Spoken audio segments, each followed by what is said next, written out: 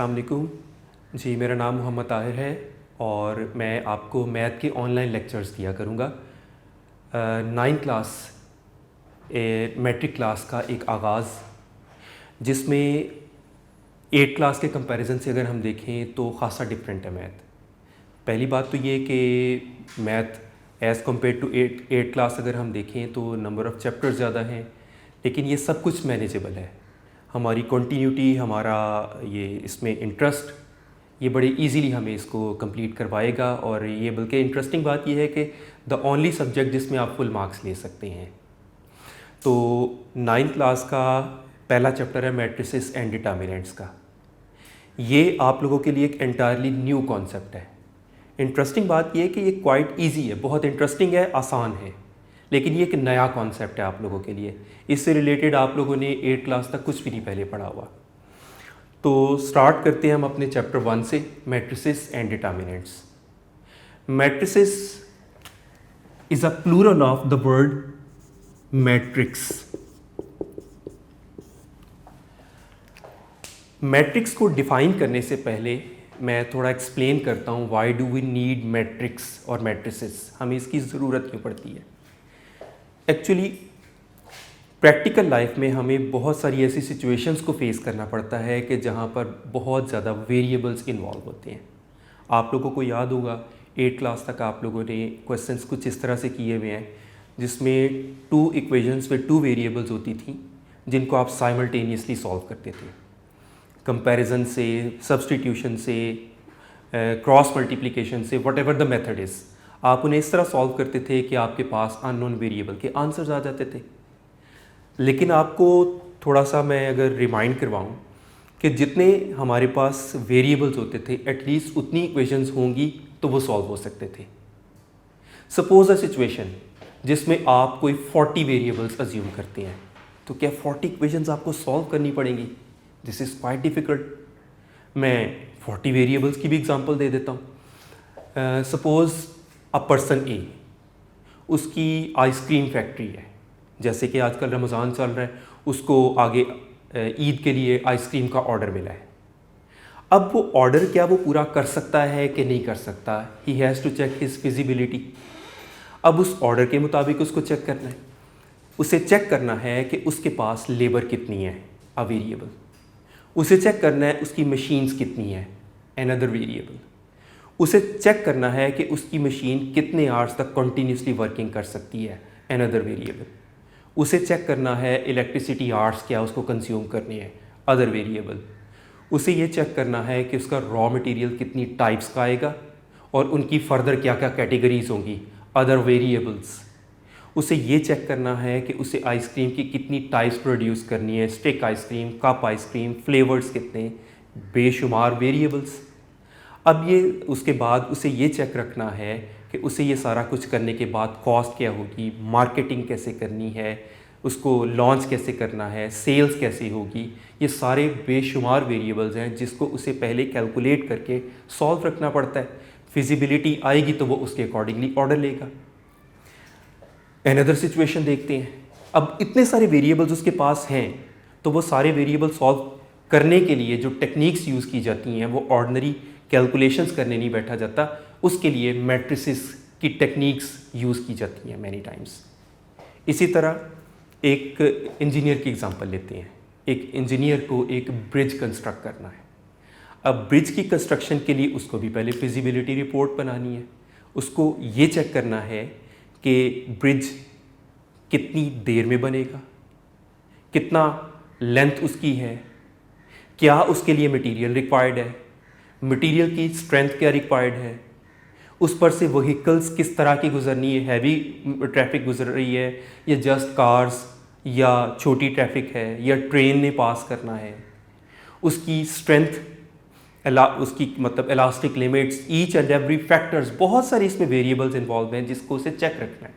Check रखने के बाद उसकी फिजिबिलिटी ये दे सकता है। तो डेली लाइफ में ही ये बहुत सारी सिचुएशंस हैं, जितने बड़े प्रोजेक्ट्स होते हैं उन सबको पहले चेक रखना पड़ता है। A lot of variables involve होते हैं उनमें। उन सब वेरिएबल्स को सॉल्व करने के लिए जो जनरल टेक्निक यूज़ की जाती है वो मैट्रिसेस की होती है। आप कंप्यूटर की एग्जांपल ले लें। कंप्यूटर बेसिकली क्या है? कंप्यूटर पर आप आए दिन कोई ना कोई मतलब काम करते हैं, डेली आपका मोस्टली वर्किंग कंप्यूटर पर है। लेकिन कंप्यूटर को मैं एक सिंपल टर्म्स में अगर बात करूं तो basically a device which is distribution of various currents. Computer का अगर आप ए प्रेस करते हैं ना तो उसमें लॉट ऑफ करंट्स फ्लो करते हैं जिनके बाद आउटपुट आपको नज़र आती है। अब वो करंट्स के फ्लो की डिस्ट्रीब्यूशन किस तरह से है, उसका बेसिक जो कंप्यूटर का आर्किटेक्चर होता है वो सारे का सारा इस पर मैट्रिसेस पर बेस करता है। और बहुत सारी ऐसी एग्जांपल्स आप चेक कर सकते हैं। तो मैट्रिसेस हैं क्या? Matrix is a rectangular form. पहली बात, मैट्रिक्स के लिए जनरल टर्म यूज़ की जाती है, it's a rectangular shape. Rectangle की शक्ल की चीज़ होती है ये। मैट्रिक्स इज़ अ रेक्टेंगुलर अरे। अरे आप समझ लें जस्ट एक स्पेसिफिक अरेंजमेंट ऑफ नंबर्स को कह सकते हैं। तो मैट्रिक्स इज़ अ रेक्टेंगुलर अरे और formation of collection of real numbers. Real numbers की कलेक्शन की एक ख़ास फॉर्मेशन, एक ख़ास तरतीब, एक ख़ास स्ट्रक्चर, उसे आप मैट्रिक्स का नाम देते हैं। अब नंबर्स कोई भी हो सकते हैं।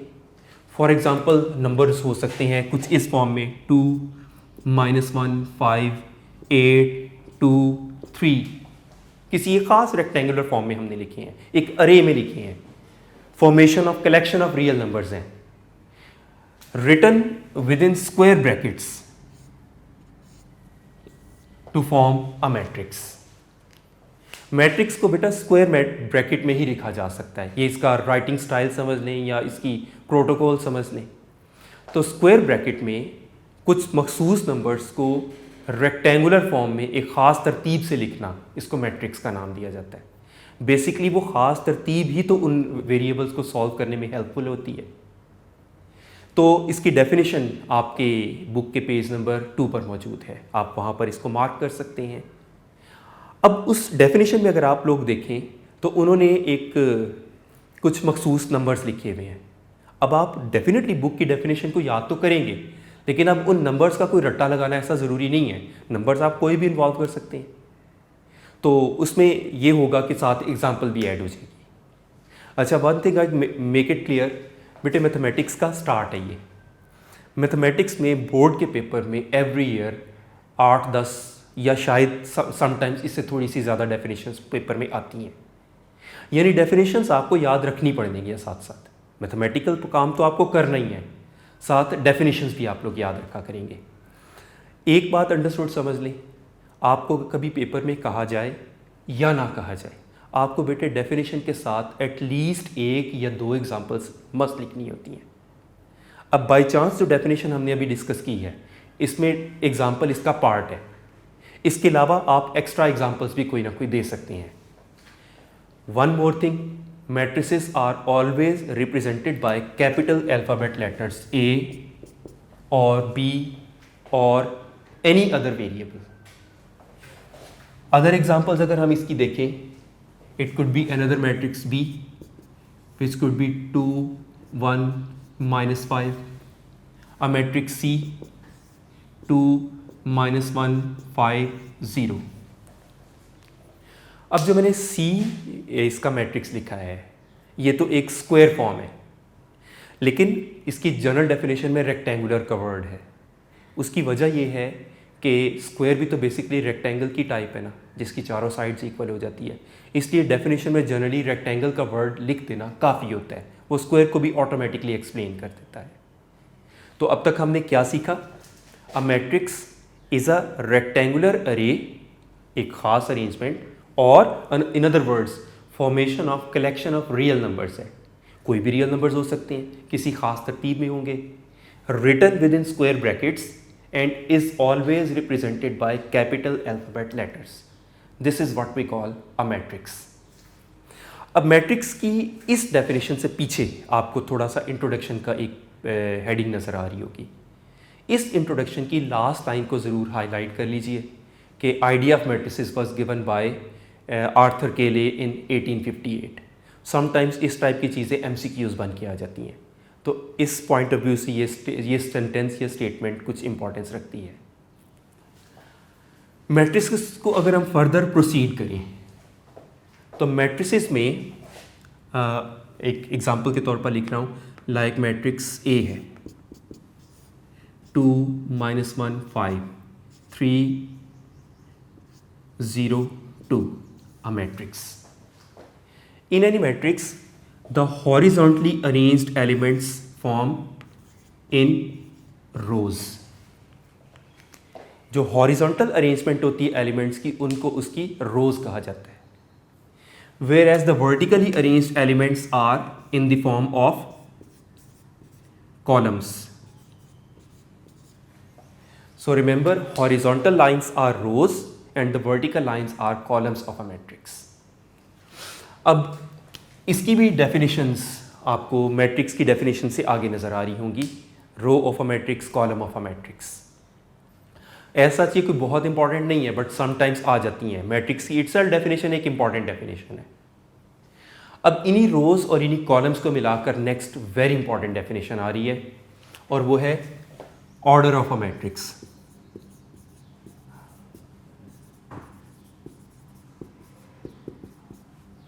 इसको प्रॉपर डिफाइन करने से पहले मैं कुछ एग्जांपल्स इसमें ऐड करता हूँ. Like matrix b -2 5 1 3 0 8. इस मैट्रिक्स में अगर हम देखें देन इट हैज़ 2 रोज हैं इसमें और कॉलम्स 1 2 एंड 3 कॉलम्स हैं इसमें. You can see 2 rows 3 columns. तो ऑर्डर होगा इसका 2/3.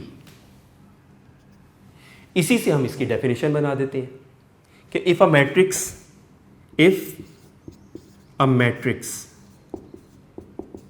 M has m number of rows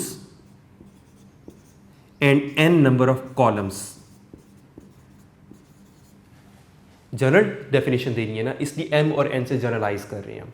m number of rows and n number of columns, then its order is m by n is the order of the matrix. और यही बात इसकी definition है. I repeat, if a matrix M, capital M, has m number of rows and n number of columns, then its order is m by n. ये definition आपकी heading के नीचे है, उसको आप मार्क कर सकते हैं. उससे पीछे लिखा हुआ है the number of rose and columns of a matrix determine it's order.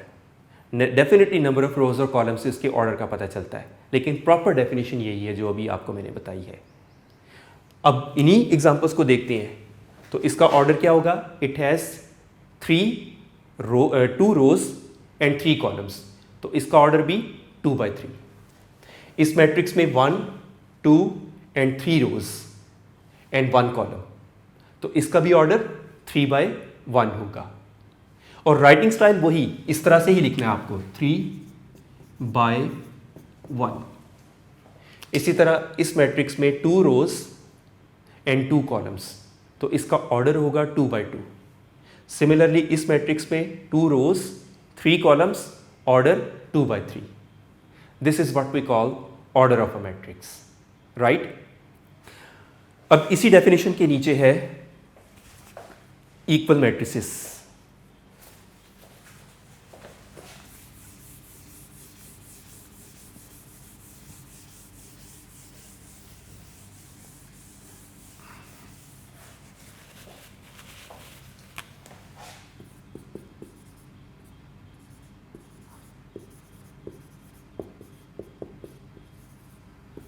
Next definition, very important definition.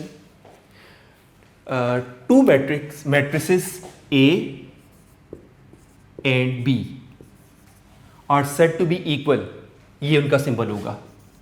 A is equal to B if number 1 condition. इसकी 2 कंडीशंस हैं. ये कंडीशंस ही एक्चुअली इसकी डेफिनेशन है. The order of matrix A is equal to the order of matrix B. दोनों matrices का order same होना चाहिए. सेकंड कंडीशन है their corresponding entries are same. For example, matrix A है 2 -1 3 5. Another मैट्रिक्स B है 1 + 1 5 - 6 4 - 1 2 + 3. अब शक्ल कुछ भी है, लेकिन पहली बात आप नोट करें, मैट्रिक्स A का ऑर्डर 2/2, मैट्रिक्स B का ऑर्डर 2/2, 2 रोज 2 कॉलम्स. सेकेंडली, ये कोरस्पॉन्डिंग एंट्रीज होती है बेटा सेम पोजीशन की एंट्रीज को. अब आप फर्स्ट एंट्रीज को अगर आप कंपेयर करें तो 1 + 1 का आंसर 2 के इक्वल ही है. सेकेंड एंट्री को अगर आप कंपेयर करें -1 5 - 6 का आंसर -1 के इक्वल ही है. इसी तरह 4 - 1 is 3 and 2 + 3 is 5. तो कोरस्पॉन्डिंग एंट्रीज की फॉर्म कुछ भी है, लेकिन उनकी वैल्यूज इक्वल आ रही हैं, तो ऐसे मैट्रिसेस को इक्वल मैट्रिसेस का नाम दिया जाएगा. राइट. इसके बाद स्टार्ट होती है एक्सरसाइज 1.1.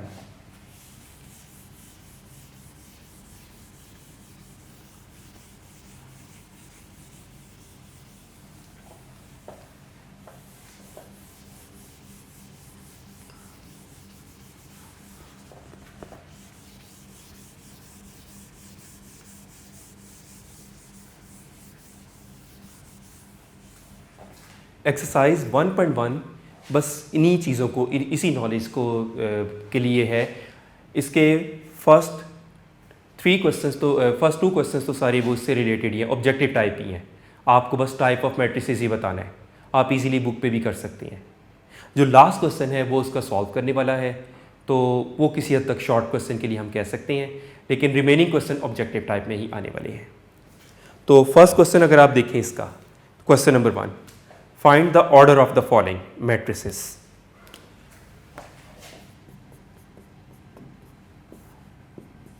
आपको ऑर्डर ऑफ मैट्रिसेस बतानी है.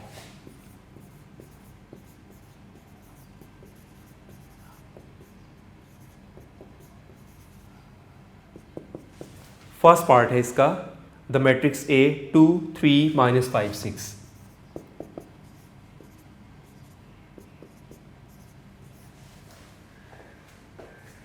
The matrix A has 2 rows. Similarly, 2 ही इसके कॉलम्स हैं, तो फिर इसका ऑर्डर क्या होगा? 2/2, राइट. Similarly, सेकेंड पार्ट है इसका, the matrix B 2 0 3 5.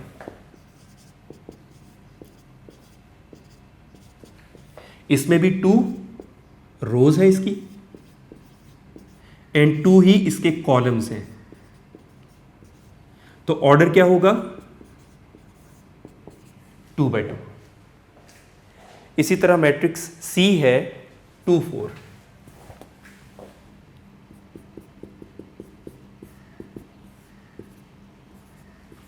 So this matrix has 1 row and 2 columns.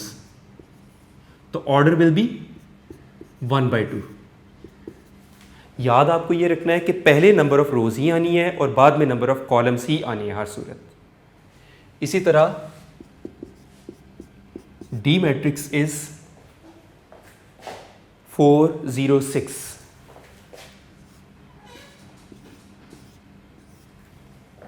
This matrix has 3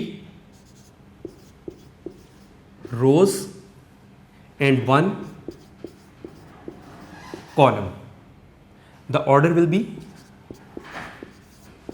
3/1, right? And the matrix E,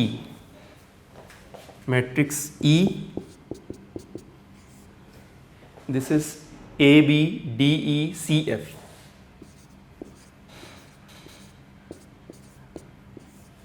This matrix has 3 rows and 2 columns. The order is 3/2। तो इस तरह से हम matrices का order बता सकते हैं। नेक्स्ट मैट्रिक्स है F। Question number 3। Question number 3 में रिक्वायर्ड है find the values of A, B, C and D। Unknowns हैं B, C and D, and we are given the matrices A plus C, A plus 2B, C minus 1 and 4D minus 6 is equal to the matrix 0 minus 7, 3 and 2D। अब आपको to matrices equal खुद given है और equal matrices की characteristics का आपको पता है कि two matrices are equal if their order is same. वो तो हमें वैसे भी नज़र आ रहा है, 2/2 का ये भी मैट्रिक्स है, 2/2 का ये भी मैट्रिक्स है। और सेकंड कंडीशन एक्चुअली इसको सॉल्व करवाएगी और सेकंड कंडीशन थी and their corresponding entries are equal. तो as the given matrices are equal, so first element को फर्स्ट एलिमेंट से इक्वेट कर देंगे। A plus C is equal to 0, this is supposed to be first equation. Second entry की equal, A plus 2B is equal to -7, this is supposed to be second result, second equation। C minus 1 will be equal to 3, third one, and the fourth one is 4D minus 6 is equal to 2D। This is supposed to be 4। अब ये चारों equations को हमें solve करना है तो इन unknown A, B, C और D के आंसर्स आ जाएंगे। फर्स्ट और सेकंड से हम स्टार्ट नहीं ले सकते बिकॉज इसमें भी टू अननोन्स हैं और इनमें से हमारे पास कोई एक की भी वैल्यू नहीं है। इसमें भी टू वेरिएबल्स हैं। हाँ, 3 और 4 में से किसी से भी आप स्टार्ट ले सकते हैं। इसमें भी 1 वेरिएबल है, इसमें भी 1 अननोन है। तो चलिए हम फोर्थ इक्वेशन को सॉल्व कर लेते हैं। Solving fourth equation. और सॉल्विंग का मीनिंग वही ट्रांसपोजिशंस जो आप जूनियर क्लासेस पे भी करते रहे हैं कि वेरिएबल्स को आपने एक साइड पर इक्विवेलेट करना है, कॉन्स्टेंट्स को अदर साइड पर। तो उसके लिए 4D, ये राइट साइड का 2D लेफ्ट पर आके माइनस हो जाएगा और लेफ्ट का -6 राइट पर जाकर पॉजिटिव हो जाएगा। This will be 2D is equal to 6, 4D minus 2D is remaining 2D। अब ये 2 दूसरी साइड पर जाके डिवाइड हो जाएगा तो D विल बी 6/2। तो the answer of D is 3। तो एक वेरिएबल का आंसर इस तरह से आ जाता है। उसके बाद थर्ड इक्वेशन को सॉल्व करते हैं। तो थर्ड इक्वेशन में 1 इस साइड पर माइनस है, राइट पर जाके प्लस हो जाएगा। तो C का आंसर आ गया 4। इसके बाद C की इस वैल्यू को अगर हम फर्स्ट इक्वेशन में पुट कर दें तो A का भी आंसर आ सकता है।